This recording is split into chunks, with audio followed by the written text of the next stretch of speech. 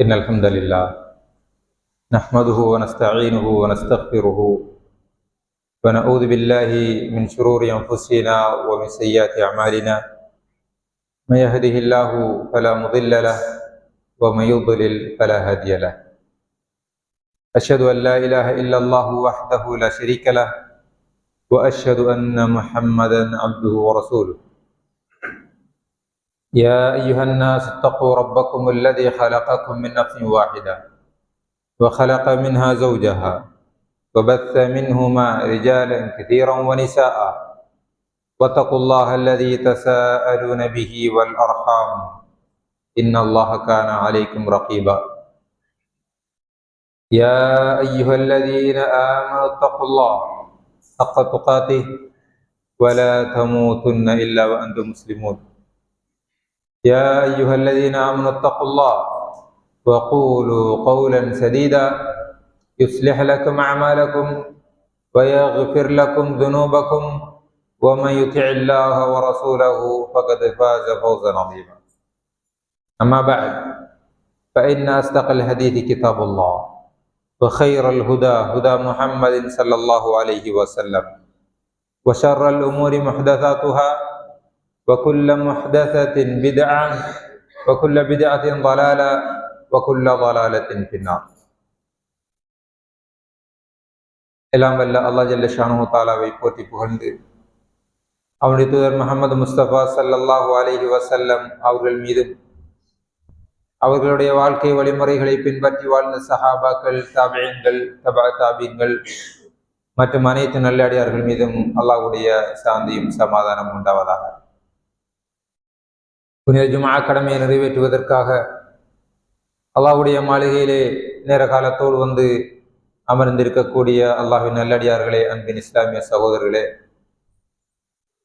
அல்லாஹ் ஜல்ல ஷானுஹு தஆலா அவனுடைய நல்லடியார்களுக்கு தயார் செய்து வைத்திருக்கக்கூடிய மேலான சுவனத்தை அடைந்து கொள்வதற்காகவும் அவனுக்கு கட்டுப்படாமல் வாழுகின்ற காபிர்களுக்கும் பாவிகளுக்கும் தயார் செய்து வைத்திருக்கக்கூடிய நரகத்திலிருந்து நம்மை நாம் பாதுகாத்துக் கொள்வதற்காகவும் அல்லாஹும் அல்லாஹ்வுடைய தூதரும் எவற்றையெல்லாம் எடுத்து நடங்கள் என்று எமக்கு கட்டளையிட்டிருக்கிறார்களோ அவற்றை எமது வாழ்க்கையில் முடிந்த வரைக்கும் எடுத்து நடப்பதன் மூலமும் இவற்றையெல்லாம் தவிர்ந்து கொள்ளுங்கள் என்று எமக்கு கட்டளையிட்டிருக்கிறார்களோ அவற்றிலிருந்து முற்று முழுதாக தவிர்ந்து வாழ்வதன் மூலமும் அல்லாஹுவை உள்ளும் புறமும் ஒன்றாக தக்குவா செய்து கொள்ளுமாறு எனக்கும் உங்களுக்கும் உபதேசம் செய்து கொள்கிறேன். அன்புக்குரிய சகோதரர்களே, அல்லாஹுடைய நல்லடியார்களே, ஒரு இஸ்லாமிய வருடத்தின் முதலாவது மாதமாகிய முஹர்ரம் மாதத்தில் இருந்து கொண்டிருக்கிறோம். முஹர்ரத்தின் சிறப்பான அமல்களில் ஒன்றாகிய ஆஷூரா நோன்பையும் நோற்று சென்ற வருடம் செய்த பாவங்கள் எல்லாம் மன்னிக்கப்பட்டு ஒரு புதிய மனிதர்களாக நாம் எல்லோரும் இருந்து கொண்டிருக்கிறோம்.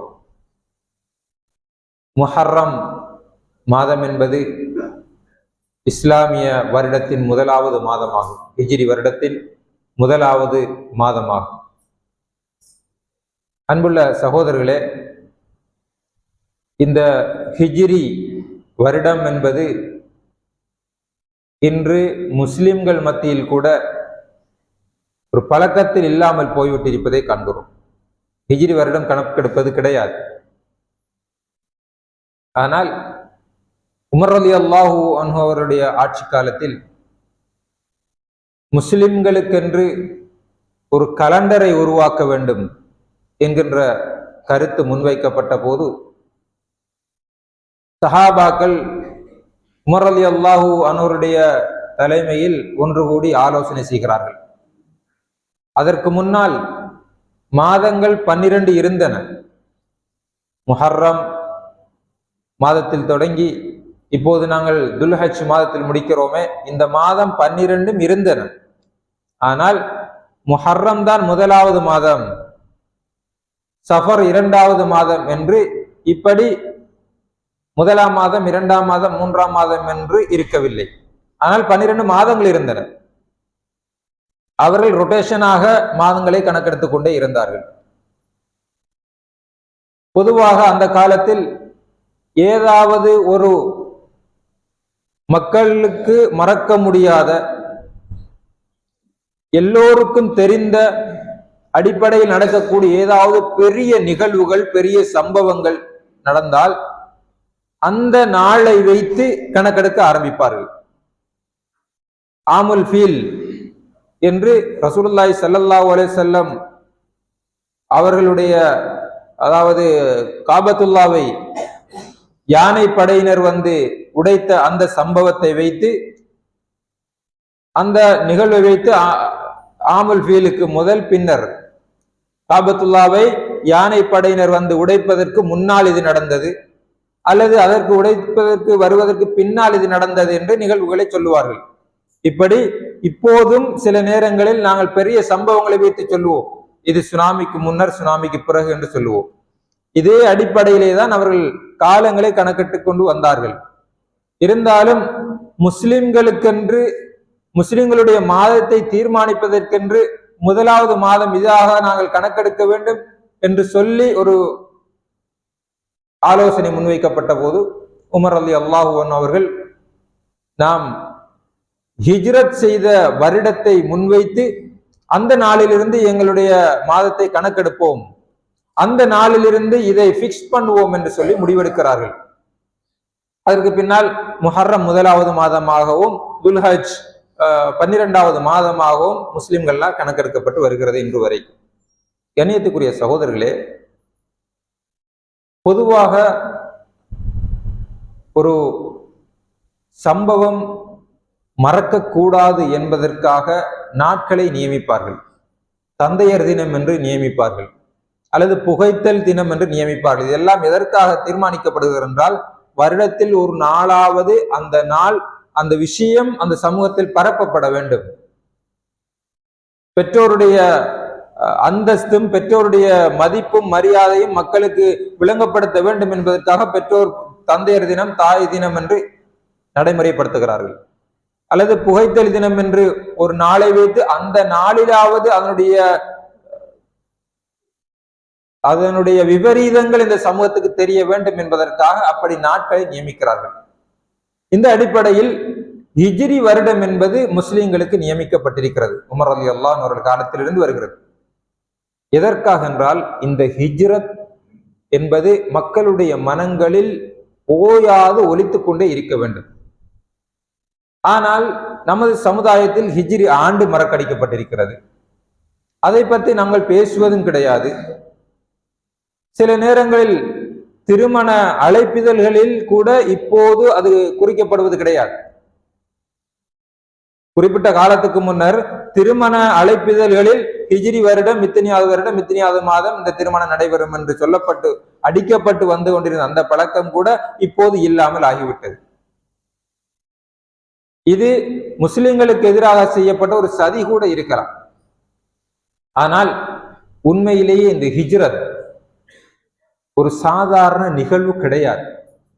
ஒரு வரலாற்றில் நாங்கள் படித்துவிட்டு போகக்கூடிய ஒரு சம்பவம் கிடையாது. இது இஸ்லாமிய சமுதாயம் பாதுகாக்கப்பட்ட ஒரு வரலாறு. இந்த ஹிஜ்ரத்தின் மூலம்தான் இஸ்லாம் பாதுகாக்கப்பட்டது. அதற்கு பல தியாகங்கள் இடம்பெற்றிருக்கின்றன, பல முயற்சிகள் நடத்தப்பட்டது, பல மஷூராக்கள் நடத்தப்பட்டன, பல உயிர்கள் பறிக்கப்பட்டன. இப்படி பெரும் பெரும் தியாகங்கள் செய்துதான் இந்த ஹிஜ்ரத் இடம்பெற்றது. அது இந்த சமுதாயத்தில் ஞாபகப்படுத்தப்பட வேண்டும். அது ஒவ்வொரு வருடமும், ஒவ்வொரு நாளும் நாங்கள் கலண்டரை பார்க்கின்ற போதெல்லாம் ஹிஜ்ரத் நினைவு வர வேண்டும், அதனுடைய தியாகங்கள் நினைவு வர வேண்டும் என்பது உமர் ரலியல்லாஹு அன்ஹு அவர்களுடையவும் சஹாபாக்களுடையவும் ஒரு ஆழமான உணர்வாக இருந்தது. கண்ணியத்துக்குரிய சகோதரர்களே, அவ்வளவு தியாகம் செய்து இந்த மார்க்கத்தை எங்களுக்கு அவர்கள் தந்திருக்கிறார்கள். ஹிஜ்ரத் என்று சொன்னால் ஒரு நிலையை விட்டு அல்லது ஒரு இடத்தை விட்டு ஒரு நிர்பந்தமான நிலையில் ஒதுங்கி செல்வது, தன்னுடைய சொத்துகள், தன்னுடைய பொருளாதாரம் எல்லாவற்றையும் தியாகம் செய்துவிட்டு, தன்னுடைய சொத்து, பொருளாதாரம், உயிர் எதையெல்லாம் தியாகம் செய்ய வேண்டுமோ அதையெல்லாம் தியாகம் செய்து ஒதுக்கிவிட்டு இன்னொரு இடத்துக்கு செல்வது. இதுதான் சஹாபாக்கள் செய்தது. அவ்வளவு தியாகம் அதில் செய்தார்கள். உதாரணமாக அபூ சலமா ரலியல்லாஹு அன்ஹு, ரசூலுல்லாஹி ஸல்லல்லாஹு அலைஹி வஸல்லம் அவர்கள் மதீனாவுக்கு ஹிஜ்ரத் போவதற்கு முன்னால் ஹபஷாவுக்கு சஹாபாக்களை அனுப்பினார்கள். அங்கே போய் பாருங்கள், ஹபஷாவுக்கு போய் பாருங்கள், அங்கே இஸ்லாத்தை சொல்லுவதற்கான, இங்கே அல்லாஹை வணங்க முடியாத ஒரு நிலை மக்காவிலே காணப்படுகிறது. நாம் அல்லாஹை வணங்க வேண்டும், அல்லாஹுக்கு இபாதத் செய்ய வேண்டும், மார்க்க கடமைகளை நடைமுறைப்படுத்த வேண்டும். நாட்ட கடமைகளை நடைமுறைப்படுத்துவதற்கு இந்த இடம் எங்களுக்கு ஒத்து வராது. மக்காவில் அதற்கான வாய்ப்பு கிடையாது. எங்களை இபாதத் செய்ய விட மாட்டார்கள். நிம்மதியாக இபாதத் செய்ய முடியாமல் இருக்கிறது, தொழ முடியாமல் இருக்கிறது. எனவே ஹபஷாவுக்கு செல்லுங்கள், அங்கே நிலைமை சீராக இருக்குமாக இருந்தால் நாம் இபாதத் செய்ய வேண்டும், அல்லாஹ்வுக்காக படைக்கப்பட்டவர்கள். எனவே அங்கே போய் பாருங்கள் என்று சஹாபாக்களை ரசூலுல்லாஹி ஸல்லல்லாஹு அலைஹி வஸல்லம் அனுப்பினார்கள். அங்கே அவர்களுக்கு சக்சஸ் ஆகவில்லை. 2 முறை ஹபஷாவுக்கு அனுப்பினார்கள். அவ பிளானிங் நடக்குது. சாதாரணமாக ஒரு இடத்திலிருந்து வீடுகளை விட்டுவிட்டு இன்னொரு இடத்துக்கு போவதை போன்ற ஒரு சம்பவம் கிடையாது. பிறகு தாயிஃபுக்கு அனுப்புகிறார்கள், சஹாபாக்களை அனுப்புகிறார்கள். ரசூலுல்லாஹி ஸல்லல்லாஹு அலைஹி வஸல்லம் அவர்கள் போகிறார்கள். அங்கே நடந்த கொடூரங்கள் நமக்கு தெரியும். ரசூலுல்லாஹி ஸல்லல்லாஹு அலைஹி வஸல்லம் அவர்கள் கல்லால் அடிக்கப்பட்டார்கள் என்ற செய்தி எல்லாம் நமக்கு தெரியும். இவ்வளவு கஷ்டங்களை அனுபவித்தார்கள், அங்கும் சக்சஸ் ஆகவில்லை. அப்ப இடங்கள் தேடப்படுகின்றன, பெரிய பிளான் நடக்கிறது, ஆலோசனை நடக்கிறது, திட்டமிடல்கள் நடக்கின்றன. இதற்கு பின்னால் தான் மதீனாவுக்கு அவர்கள் செல்கிறார்கள். இப்போது சஹாபாக்கள் பயந்து பயந்து, குறைஷிகள் மதீனாவை விட்டு, மக்காவை விட்டு இந்த முஸ்லிம்களை வெளியே அனுப்பக்கூடாது.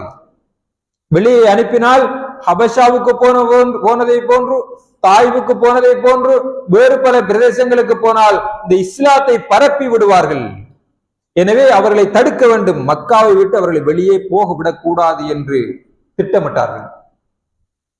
சஹாபாக்கள் ஒளிந்து பயந்து பயந்து போனார்கள். என்றால் அவர்களுக்கு அங்கே அதிகாரம் இருக்கவில்லை. குறைஷிகள் கண்டால் கொன்று விடுவார்கள். ரசூலுல்லாஹி ஸல்லல்லாஹு அலைஹி வஸல்லம் அறிவித்து விட்டார்கள், முடிந்தவர்கள் ஒளிந்து மதீனாவுக்கு போகலாம். இப்போது சில சம்பவங்கள் நடக்கின்றன.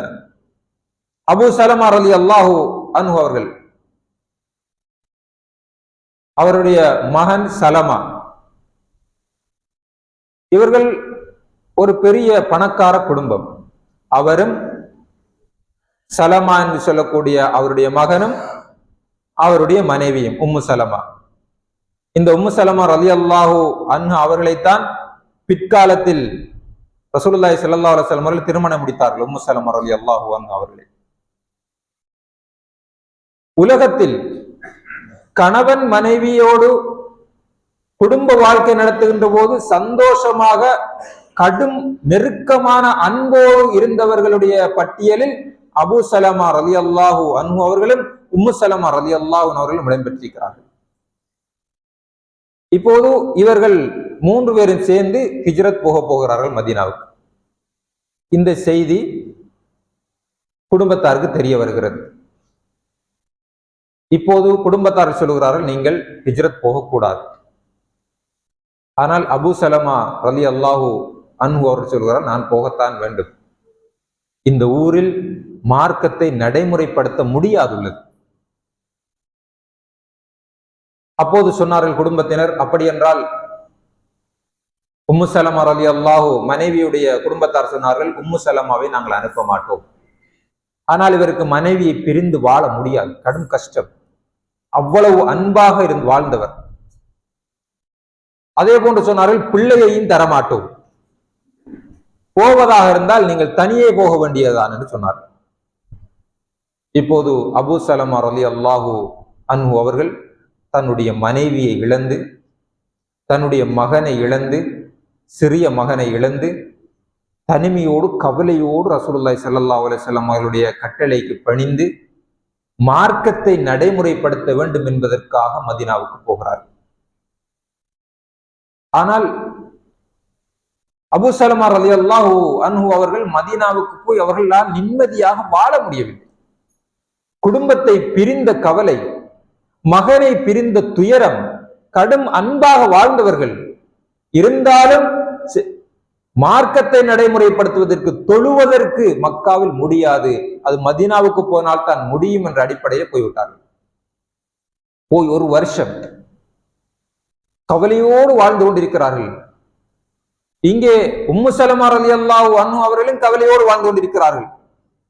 இவர்களுடைய மனதில் வேதனையை கூட்ட வேண்டும் என்பதற்காக அந்த குறைஷிகள் என்ன செய்தார்கள் என்று சொன்னால், உம்மாவையும் மகனையும் பிரித்தார்கள். உம்மாட கோத்திரத்தினர் தடுத்து வைத்து விட்டார்கள்.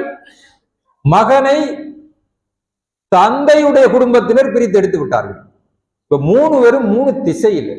எவ்வளவு கஷ்டமாக இருக்கும், எவ்வளவு தியாகம் செய்திருக்க வேண்டும் தன்னுடைய பிள்ளையை பிரிந்து வாழ்வது. ஆனால் பொறுமையோடு இருந்தார்கள், அல்லாஹ்வுக்காக தியாகம் செய்தார்கள். ஒரு வருஷம் இங்க உம்மு சலமா ரலியல்லாஹு அன்ஹா அவர்கள் அழுது அழுது அழுது அவருடைய கண்கள் வீங்கி போயிருந்தன என்று வரலாறுகளிலே பார்க்கிறோம். ஒரு வருஷத்துக்கு பின்னால் உம்மு சலமா ரலியல்லாஹு அன்ஹா அவருடைய குடும்பத்தினர் பார்த்து இனி தாங்க முடியாத கட்டத்தில் மதீனாவுக்கு அனுப்பி வைக்கிறார்கள். அதற்கு பின்னர் அவர்கள் குடும்பமாக அங்கே மதீனாவிலே வாழ்கிறார்கள். இது மிகப்பெரிய ஒரு தியாகம். சுஹைப் ரூமி ரலியல்லாஹு அன்ஹு, இவர் ரோம் நாட்டை சேர்ந்தவர், ஐரோப்பிய நாடு, தற்போது இத்தாலியை சேர்ந்தவர். இவர் ஒரு காலத்தில் ரோமிலிருந்து அங்கே இருக்கக்கூடிய வழிப்பறி கொள்ளையர்களால் இவர் கடத்தப்பட்டு மக்காவுக்கு கொண்டு வந்து இவர் விற்கப்படுகிறார். இஸ்லாத்துக்கு முந்தியுள்ள காலம். அதற்கு பின்னால் மக்காவிலே அவர் வாழ்ந்து மிகப்பெரிய பணக்காரராக மாறுகிறார். இப்போது ரசூலுல்லாஹி ஸல்லல்லாஹு அலைஹி வஸல்லம் அவர்கள் மார்க்கத்தை சொன்னபோது இவரும் இஸ்லாத்தை ஏற்றுக்கொள்கிறார். பெரிய கோடீஸ்வரன். இப்போது இவர் மதீனாவுக்கு ஹிஜ்ரத் போவதற்காக முயற்சிக்கிறார். குறைஷிகள் விடவில்லை. அதைதனா சஅலுகன், நீ மக்காவுக்கு வரும்போது ஒரு பரதேசியாக, ஒன்றுமே இல்லாதவனாக, வெறுங்கையோடு வந்த நீ ஃபக்தனைத், இங்க வந்து பெரிய பணக்காரனாக நீ மாறினாய்.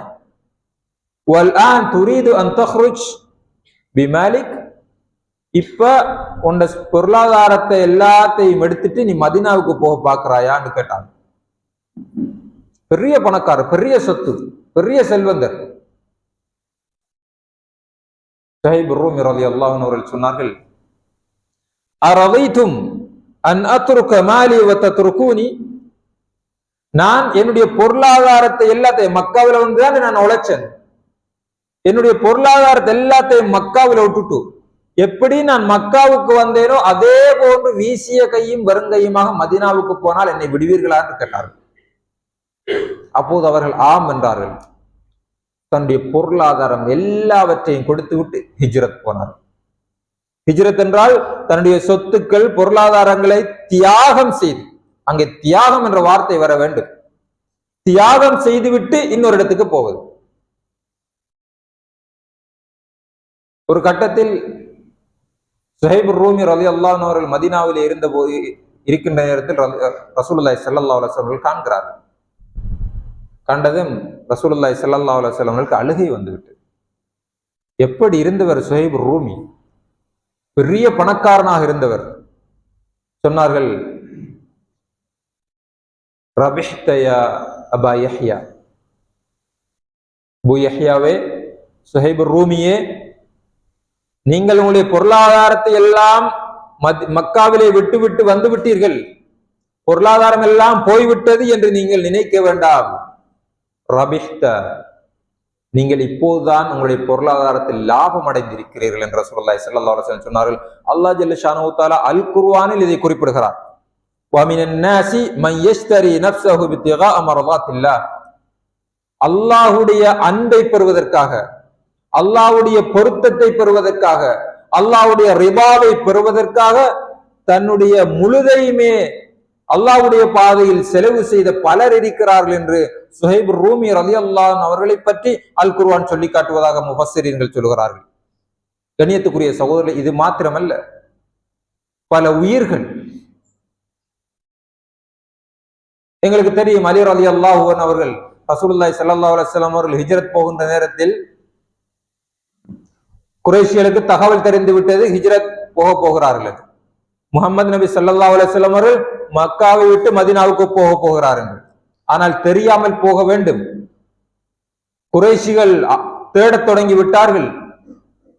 அந்த நேரத்தில் ரசூலுல்லாஹி ஸல்லல்லாஹு அலைஹி வஸல்லம் அவர்கள் தூங்கிய இடத்தில் ஒருவரை தூங்க வைத்து விட்டு அவர் தூங்குவது போன்று காட்டிவிட்டு ரசூலுல்லாஹி ஸல்லல்லாஹு அலைஹி வஸல்லம் அவர்கள் செல்ல வேண்டும் என்ற சந்தர்ப்பம் வருகின்ற போது, அப்படியான ஒரு நிர்பந்தம் வருகின்ற போது அலி ரலியல்லாஹு அன்ஹு அவர்கள் ரசூலுல்லாஹி ஸல்லல்லாஹு அலைஹி வஸல்லம் அவர்களுடைய இடத்தில் தூங்குகிறார்கள். இது சாதாரண விடயம் கிடையாது. அபூபக்கர் ரலியல்லாஹு அன்ஹு அவர்களோடு ரசூலுல்லாஹி ஸல்லல்லாஹு அலைஹி வஸல்லம் அவர்கள் போன நேரத்தில் அபூபக்கர் ரலியல்லாஹு அன்ஹு அவர்கள் திடீரென்று பின்னால் போவார்கள், திடீரென்று வலது பக்கம் போவார்கள், திடீரென்று இடது பக்கம் போவார்கள், திடீரென்று முன்னால் போவார்கள். அப்போது ரசூலுல்லாஹி ஸல்லல்லாஹு அலைஹி வஸல்லம் அவர்கள் ஏன் இப்படி செய்கிறீர்கள் என்று கேட்ட போது அவர்கள் சொன்னார்கள், யா ரசூலல்லாஹ், குறைஷிகள் உங்களை தேட ஆரம்பித்து விட்டார்கள். உங்களுடைய தலையை உயிருடனோ அல்லது பிணமாகவோ உங்களை கொண்டு வந்தால் 100 சிவத்த ஒட்டகம் தருவதாக அறிவித்திருக்கிறார்கள். இந்த நேரத்தில் உங்களை நோக்கி அம்புகள் வரலாம். அதனால் வலது பக்கம் ஏதாவது ஒரு அம்பு வரலாம் என்று நான் உணர்கிற போது நான் வலது பக்கம் வருகிறேன். இடது பக்கம் இருந்து ஏதாவது அம்புகள் வரலாம் என்று தெரிகின்ற போது நான் இடது பக்கம் வருகிறேன். அதே போன்று முன்னாலும் பின்னாலும் வந்து கொண்டிருக்கிறேன், உங்களை பாதுகாப்பதற்காக என்று அபூபக்கர் ரலியல்லாஹு அன்ஹு அவர்கள் சொன்னார்கள். அஸ்மா பின்த் அபீ பக்கர் ரலியல்லாஹு அன்ஹு அவர்கள், அபூபக்கர் ரலியல்லாஹு அன்ஹு அவருடைய மகள், ரசூலுல்லாஹி ஸல்லல்லாஹு அலைஹி வஸல்லம் அவர்களும் அபூபக்கர் ரலியல்லாஹு அன்ஹு அவர்களும் தௌர் குகையிலேயே ஒளிந்து கொண்டிருக்கிறார்கள். பயத்தில் ஒளிந்து கொண்டிருந்தார்கள். இடையில் கண்டால் கொலை செய்து விடுவார்கள் குறைஷிகள் என்ற பயத்தில் தௌர் குகையிலே ஒளித்துக் கொண்டிருக்கிறார்கள். 3 நாட்கள் அந்த குகையிலே இருந்தார்கள்.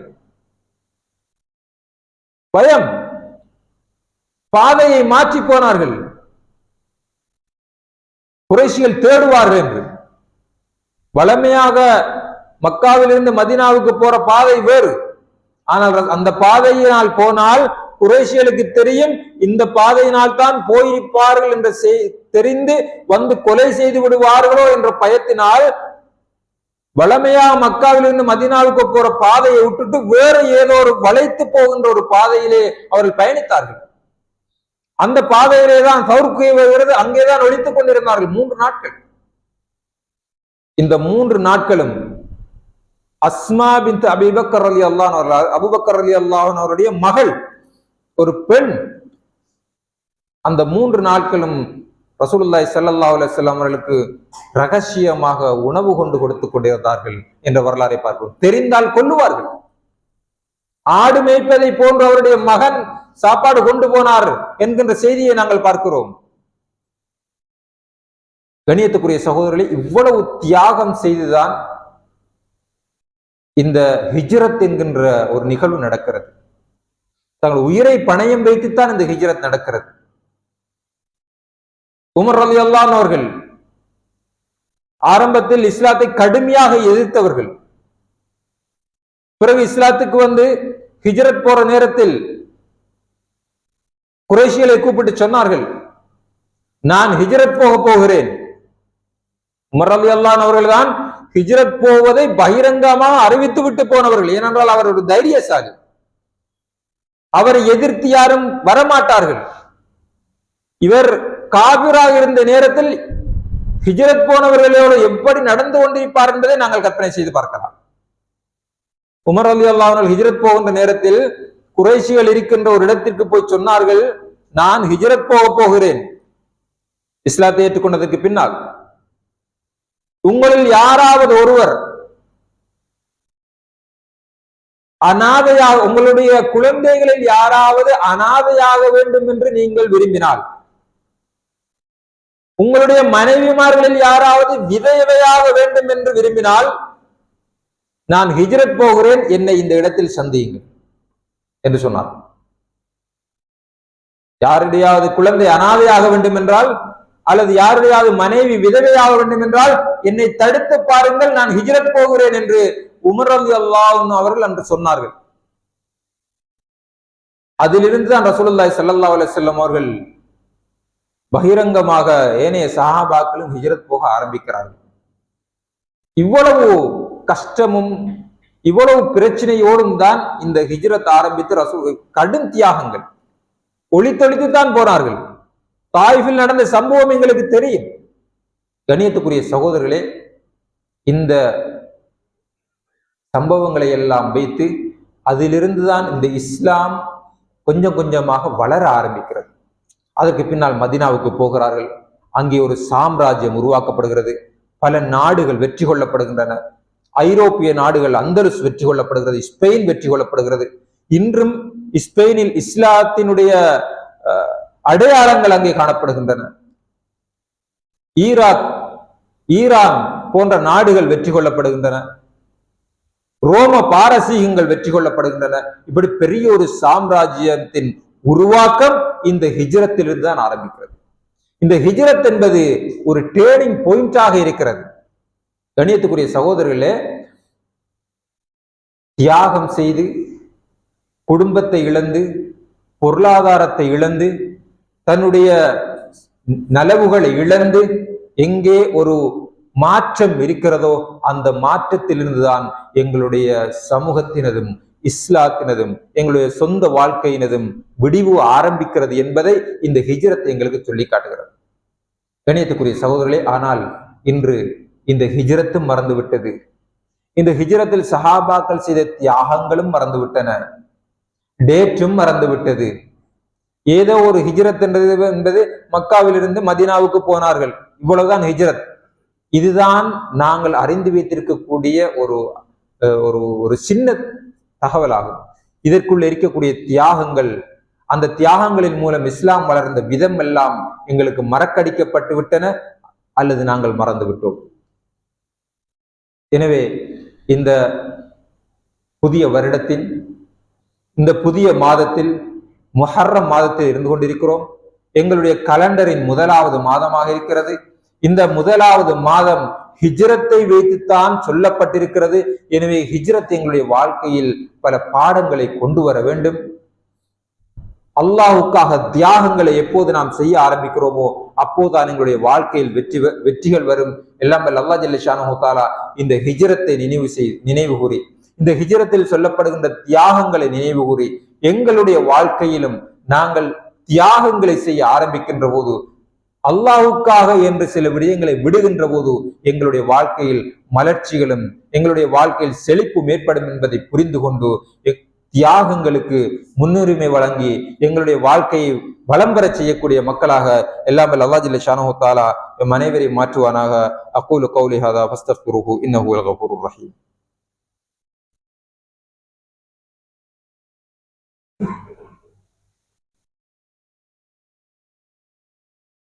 நஹ்மதுஹு வ நஸல்லி அலா ரசூலில் கரீம். அன்புள்ள சகோதரர்களே, நாங்கள்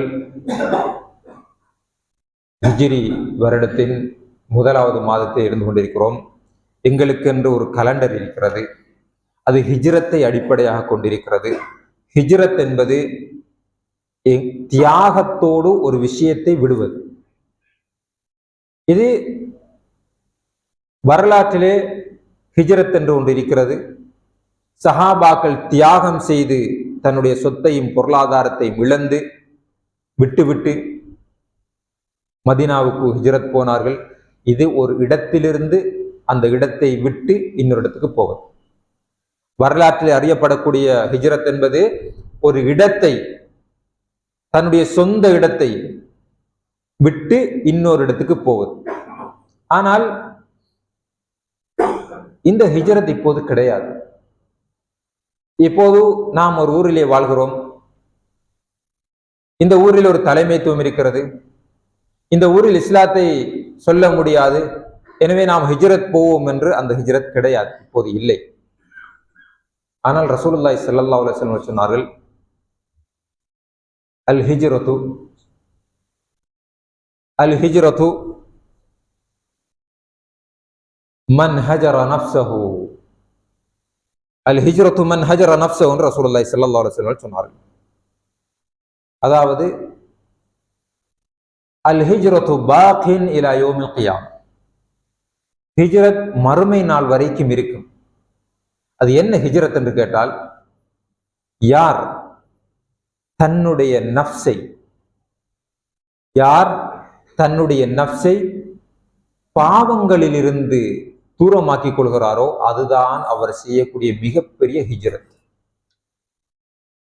எப்படி ஒரு ஊரை விட்டு, ஒரு இடத்தை விட்டு அந்த ஊர் தேவையில்லை என்று சொல்லி தியாகங்களை செய்து இன்னொரு இடத்துக்கு போகிறோமோ, அதே போன்று நாங்கள் செய்யக்கூடிய பாவங்கள் தவறுகளை விட்டு ஒதுக்கி தியாகம் செய்து அந்த பாவத்திலிருந்து எங்களை நாங்கள் கலத்திக் கொள்வது, இதே ரசூலுல்லாஹி ஸல்லல்லாஹு அலைஹி வஸல்லம் அவர்கள் ஹிஜ்ரத் என்று சொல்லுகிறார்கள். சஹாபாக்கள் செய்த ஹிஜ்ரத்தை நாங்கள் செய்ய வேண்டிய அவசியம் கிடையாது. சஹாபாக்கள் செய்த ஹிஜ்ரத் நாங்கள் செய்யவும் முடியாது. அப்படி தியாகம் செய்யக்கூடிய நிலையிலே நாங்கள் கிடையாது. அந்த அளவுக்கு ஈமானும் எங்களிடத்தில் இன்னும் வரவும் இல்லை. ஆனால் ஒன்று செய்யலாம். ரசூலுல்லாஹி ஸல்லல்லாஹு அலைஹி வஸல்லம் சொன்னார்களே, நசாயிலே வரக்கூடிய ஹதீஸிலே, ஹிஜ்ரத் என்பது மன் ஹஜர நஃப்ஸஹு மினத் துனூப். பாவங்களிலிருந்து யார் வெறுத்து ஒதுக்கி அதிலிருந்து கலந்து கொள்வாரோ அவர் ஹிஜ்ரத் செய்தவராவார். இந்த ஹிஜ்ரத்தை நாங்கள் செய்யலாம். இந்த ஹிஜ்ரத்தை நாங்கள் செய்ய வேண்டும். நாங்கள் செய்யக்கூடிய வியாபாரம் ஹராமாக இருந்தால் அதிலிருந்து ஒதுங்கிக் கொள்ளலாம். இது ஹிஜ்ரத். நாங்கள் ஏதாவது பாவம் செய்யக்கூடிய மனோநிலையில் இருக்கக்கூடியவர்களாக இருந்தால் அதிலிருந்து எங்களை ஹிஜ்ரத் செய்யலாம். வெறுத்து ஒதுக்கி நாங்கள் அதை விட்டு போகலாம். ஆனால் அதற்கு தியாகம் வேண்டும். சில இழப்புகளை சந்திக்க வேண்டி வரும். சுஹைப் ரூமி ரலியல்லாஹு அன்ஹு அவர்கள் பொருளாதாரத்தை இழந்தார்கள். அபூ ஸலமா ரலியல்லாஹு அன்ஹு அவர்கள் குடும்பத்தை இழந்தார்கள், சொத்து சுகங்களை இழந்தார்கள். எல்லாவற்றையும் இழந்து விட்டுத்தான் ஹிஜ்ரத் செய்தார்கள். அந்த இழப்பை நாங்கள் செய்யாவிட்டாலும் ஏதோ ஒரு அடிப்படையில் கொஞ்சமாவது இழந்துதான் இந்த ஹிஜ்ரத் செய்ய வேண்டும். பொருளாதாரத்தை பிசினஸ் செய்யக்கூடியவர்கள் அவர்களுக்கு தெரியும் எங்கெங்கெல்லாம் ஹராம் வருகிறது.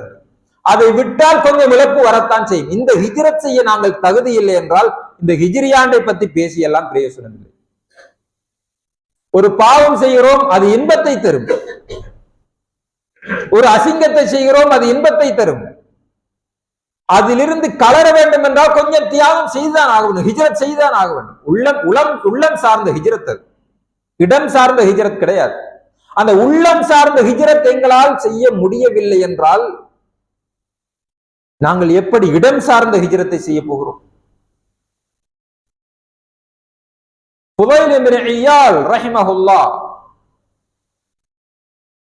அவர்கள் இந்த உலகத்தில், உலக வரலாற்றில் ரசூலுல்லாஹி ஸல்லல்லாஹு அலைஹி வஸல்லம் அவர்களுக்கு பின்னால் வாழ்ந்த உலமாக்களில் மிகப்பெரிய ஒரு பத்தினி, மிகப்பெரிய உலக பற்றற்றவர் என்று எல்லோராலும் பேசக்கூடிய மிகப்பெரிய ஒரு அறிஞர்.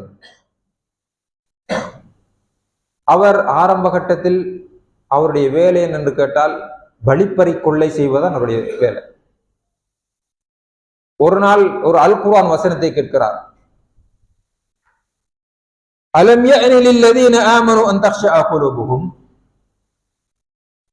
ஈமான் கொண்டவர்கள் அவர்கள் அல்லாஹ்வை சந்திக்கக்கூடிய நேரம் வந்துவிட்டது என்றதில் அவருக்கு பயம் இல்லையா என்கின்ற அல் குர்ஆன் வசனத்தை கேட்டார். அவர்கள் அல்லாஹ்வை சந்திக்கக்கூடிய நேரம் வந்துவிட்டது என்று நினைச்சு அவங்களோட உள்ளத்துல கொஞ்சம் பயம் பெறக்கூடாதா என்கின்ற அல் குர்ஆன் வசனத்தை கேட்டதும் அவருடைய உள்ளத்தில் இடித்து விட்டது. அந்த நேரத்தில் அவருக்கு ஒரு மாற்றம் வருகிறது. அந்த மாற்றம் தான் அவருக்கு படிக்க வேண்டும் என்ற உணர்வையும் உலமாக்களை சந்திக்க வேண்டும் என்ற உணர்வையும் கொடுத்து இன்று அவர் மிகப்பெரிய ஒரு ஒரு உலகப்பற்றற்ற ஒரு இஸ்லாமிய அறிஞர் என்ற அளவுக்கு அவர் மாறினார். சஹாபாக்கள் ஆரம்ப கட்டத்தில் நிறைய மதுபானம் குடிக்கக்கூடியவர்களாக இருந்தால், மதுபானம் காய்ச்சி விற்பனை செய்வது ஒரு சாதாரண ஒரு பிசினஸ், எல்லோருடைய வீட்டிலும் அது இருக்கும். ஆனால் மதுபானம் குடிப்பது ஹராம் என்கின்ற அல் குர்ஆன் வசனம் வந்ததும் அந்த பகுதியெல்லாம் மதுபான ஆறாக ஓடிய வரலாறை நாங்கள் பார்க்கிறோம். ஏனென்றால் அல் குர்ஆன் இதை தடுத்து விட்டது ஹராம் என்றும், அதற்கு பின்னால் அதனுடைய வீட்டில் இருக்கக்கூடாது என்று வீதியெல்லாம் சாராயத்தையும் மதுபானத்தையும் ஊத்திவிட்ட வரலாறை நாங்கள் பார்க்கிறோம். என்றால் அவர்கள் மாற வேண்டும் என்று நினைத்தார்கள். தியாகம் செய்தால், தியாகம் செய்யாமல் மாற்றம் வராது. இதற்கும் ஹிஜ்ரத் என்றுதான் ரசூலுல்லாஹி ஸல்லல்லாஹு அலைஹி வஸல்லம் சொன்னார்கள். கண்ணியத்துக்குரிய சகோதரர்களே, அபூபக்கர் ரலியல்லாஹு அன்ஹு அவர்களுக்கு அவருடைய அடிமை, அவருடைய ஹாதிம், அவருடைய வீட்டில் வேலை செய்யக்கூடிய ஒரு வேலைக்காரன் ஒரு பொருளை கொண்டு வந்து கொடுக்கிறார். சாப்பிட்டு விடுகிறார்கள். பின்னர் கேட்கிறார்கள், இது ஏது என்று கேட்கிறார்கள். அவர் சொல்லுகிறார், நான் ஜாஹிலியா காலத்தில் இருந்த நேரத்தில் குறி சொல்லக்கூடியவனாக இருந்தேன். அந்த நேரத்தில் ஒரு மனிதனுக்கு நான் குறி சொன்னேன், அவன் எனக்கு காசு தரல, ஆனா இப்ப அத கொண்டு வந்து தந்தான். காசு தரல, இப்ப அவன் என்ன கண்டதும் இதை எனக்கு தந்தான். அதற்கு பதிலாக அபூபக்கர் ரலியல்லாஹு அன்ஹு அவர்கள் தன்னுடைய விரலை தொண்டைக்குள் ஓட்டி முழுவதுமாக அதை வாந்தி எடுத்து விட்டு சொன்னார்கள், யா அல்லாஹ், இதற்கு பின்னால் என்னுடைய உடம்பில் ஏதாவது போயிருந்தால் என்னை மன்னித்து விடு என்று அல்லாஹ்விடத்தில் அவர்கள் மன்றாடினார்கள். ஹராம் ஹலால் கலக்க கூடாது தன்னுடைய உடம்பில் என்று நினைத்தார்கள், தியாகம் செய்தார்கள். உமர் ரலியல்லாஹு அன்ஹு அவர்களும் ஆரம்ப காலத்தில் மதுபானம் குடித்திருக்கிறார்கள், இஸ்லாத்திற்கு நிறைய எதிராக செயற்பட்டிருக்கிறார்கள். காலித் பின் வலீத் ரலியல்லாஹு அன்ஹு உஹத் யுத்தம் முஸ்லிம்களுக்கு சில கட்டங்களில் தோல்வி அடைவதற்கு காரணமாக இருந்தவர்கள். உஹத் யுத்தம் நடைபெறுகின்ற போது காலித் பின் வலீத் ரலியல்லாஹு அன்ஹு அவர்கள் எதிர அணியிலே இருந்தார்கள். ஆனால் மார்க்கம் கிடைத்த போது, இஸ்லாம் கிடைத்த போது எல்லாவற்றையும் விட்டு வந்தார்கள். இது தியாகம். அல் குர்ஆன் வசனத்துக்கு பின்னால் அவர்களால் ஒன்றுமே பேசாத நிலை அவர்களிடத்திலே காணப்பட்டது. ரசூலுல்லாஹி ஸல்லல்லாஹு அலைஹி வஸல்லம் சொல்லிவிட்டார்கள் என்றால், அல் குர்ஆன் இதுதான் என்று தெரிந்து விட்டதென்றால், இதுதான் உண்மை என்று தெரிந்து விட்டதென்றால் அவர்கள் எல்லாவற்றையுமே தியாகம் செய்தார்கள். இதற்கு ஹிஜ்ரத் என்று சொல்லப்படும். வெறுத்து ஒதுக்குதல். நாம் எவ்வளவு பாவம் செய்யக்கூடிய காலத்தில் வாழ்ந்து கொண்டிருக்கிறோம். பாவம் செய்து கொண்டுதான் இருக்கிறோம். இது பாவம் என்று தெரியும், ஆனால் எங்களால் ஹிஜ்ரத் செய்ய முடியவில்லை, அதை வெறுத்து ஒதுக்க முடியவில்லை. அதனால் ஏற்படக்கூடிய இழப்பை சந்திப்பதற்கு நாங்கள் தயாரில்லை. எவ்வளவு செய்து கொண்டிருக்கிறோம் கண்ணியத்துக்குரிய சகோதரர்களை. தொழில் செய்யக்கூடியவர்கள் ஹராத்தில் ஈடுபட்டுக் கொண்டிருக்கிறோம், தெரியுது இது ஹராம் தான் என்று, ஆனால் விட முடியவில்லை. விட்டா நஷ்டம், விட்டா ஏதாவது ஒரு கஷ்டம், இதை நினைத்து நாம செஞ்சுட்டு தான் இருக்கிறோம். தியாகம் செய்வதற்கு நாங்கள் முன் வருவது கிடையாது. சஹாபாக்கள் அவ்வளவு தியாகம் செய்து ஹிஜ்ரத் போனார்களே, நாம் என்ன ஹிஜ்ரத் செய்திருக்கிறோம்? நாம் செய்யக்கூடிய ஹிஜ்ரத் இந்த பாவங்களிலிருந்து எம்மை நாம் தவிர்த்து கொள்வதா? ஆக குறைந்த எதையாவது நாங்கள் செய்ய வேண்டும். கொஞ்சம் தியாகம் செய்து ஏதாவது இழப்பது ஒரு ஹிஜ்ரத் ஆகும். நாங்க ஃப்ரீ டைமை கூட தியாகம் செய்யறதுக்கு ரெடி இல்லை. வாங்க சொல்லும், எங்கேயாவது கதைச்சிட்டு இருப்போம், சும்மாதான் கதைச்சிட்டு இருப்போம். அந்த கதையில வார ருஷிய தியாகம் செஞ்சுட்டு பள்ளிக்கு வாரதுக்கு நாம ரெடி இல்லை. இது மிக குறுகிய ஒரு உதாரணம். சும்மா கதைச்சிட்டு இருப்போம், எங்கேயாவது பீச்சில் கதைச்சிட்டு இருப்போம், இல்லாட்டி வீட்டுல கதைச்சிட்டு இருப்போம். பெரிய முக்கியமான மஷூராவும் கிடையாது. ஆனா அந்த ருஷிய கொஞ்சம் குறைச்சி அதுல வார டேஸ்ட தியாகம் செஞ்சுட்டு நாம பள்ளிக்கு போவோம் என்று நினைக்கக்கூடிய அளவுக்கு கூட நாம ஹிஜ்ரத் செய்ய எங்கட மனசு உணர்வு வரவில்லை என்றால், பெரிய பெரிய ஹிஜ்ரத் எல்லாம் எப்படி செய்ய போறோம்? பெரிய பெரிய தியாகம் எல்லாம் எப்படி செய்ய போறோம்? எப்படி குடும்பத்தை பிரிய போறோம்? அல்லது எப்படி ஏதாவது ஒரு கட்டமரக்குள்ள மார்க்கம் தான் முக்கியம், அதற்கு மார்க்கம் வளர வேண்டும்.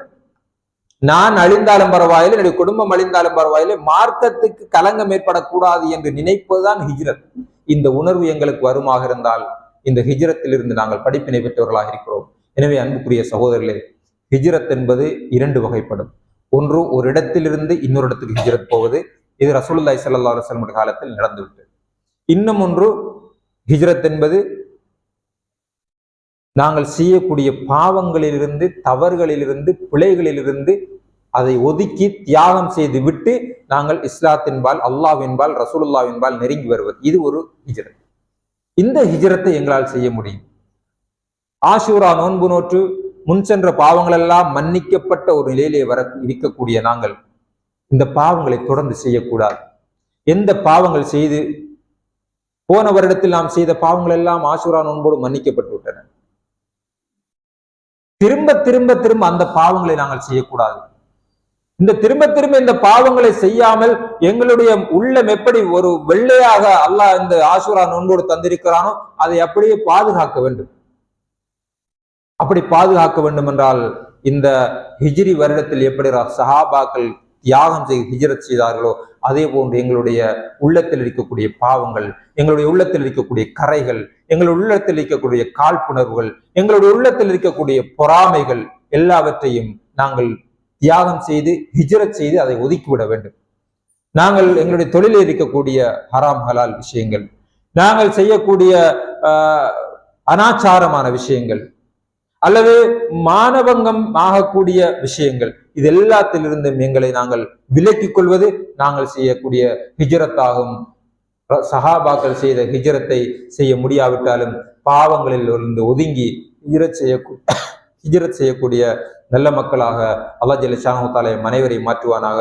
ஆஷூரா நோன்பை நோற்று எப்படி பாவங்கள் மன்னிக்கப்பட்டவர்களாக இருந்தோமோ தொடர்ந்தும் அந்த மன்னிக்கப்பட்டு ஒரு வெள்ளை மனதோடு இருக்கக்கூடிய நாங்கள் தொடர்ந்தும் பாவங்கள் செய்து அதை கருப்பாக்கி விடாமல் பாவங்களை எல்லாம் ஹிஜ்ரத் செய்து ஒதுக்கி விடக்கூடிய நல்ல மனிதர்களாக அல்லாஹ் ஜல்ல ஷானஹு தஆலா அனைவரையும் மாற்றி நாளை மறுவேளை அனைவரையும் மேலான ஜன்னத்துல் ஃபிர்தௌஸ் சுவனத்தில் இருக்கக்கூடிய வாய்ப்பை எனக்கும் உங்களுக்கும் எல்லாம் அல்லாஹ் ஜல்ல ஷானஹு தஆலா தருவானாக. வ ஆகிரு தஅவானா அல்ஹம்துலில்லாஹி ரப்பில் ஆலமீன். வஸ்ஸலாமு அலைக்கும் வரஹ்மத்துல்லாஹி வபரகாத்துஹு.